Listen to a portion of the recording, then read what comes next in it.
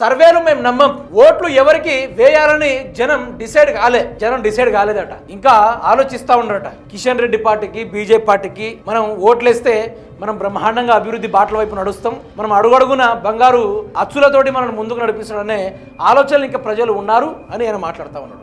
ముస్లింల మెప్పు కోసమే సీఎం మాటలు, కాంగ్రెస్ వ్యక్తిగత విమర్శలతోనే ప్రచారం, 6 గ్యారంటీలు 420 హామీలు ఊసేలేదు కేంద్ర మంత్రి కిషన్ రెడ్డి. ఏ సోషల్ మీడియాలన్నా సరే, సోషల్ మీడియా పక్కన వదిలి పెడతాం, అట్లీస్ట్ ప్రజలకు చూడడానికైనా అవపడతా ఉన్నారా బీజేపీ పార్టీ వాళ్ళు? జూబ్లీ హిల్స్ లా కల్లారా ఒకసారి చూద్దామంటే అయినా ఏమైనా అవపడతా ఉన్నారా? ఎక్కడ కూడా అవపడతలేరు. అసలు వాళ్ళ ఊసే లేదు, వాళ్ళ కథే లేదు, వాళ్ళ ప్రచారమే లేదు. మళ్ళీ ఏమంటాడంటే సర్వేలు మేము నమ్మం. తెలంగాణ రాష్ట్రంలో బీజేపీని జనమే నమ్మేటట్లేరు, మీరు సర్వేలు నమ్ముడైంది. సర్వేలు దుమ్ము లేపేసరికి కాంగ్రెస్ ప్రభుత్వానికి వెన్నులో వణుకుబుట్టి ఏం చేయాలో అర్థం కాక సతమతం అవుతూ ఒక మూలన గుడ్డేసుకొని గోడున ఏడుస్తూ ఉంది. ఈరోజు సర్వేలు మేము నమ్మమంటే మిమ్మల్ని ఎవరు నమ్ముతారు? మీరు అధికారంలోకి వచ్చినప్పటి నుంచి తెలంగాణ రాష్ట్రానికి మీరు ఏం వెలగబెట్టిళ్ళు?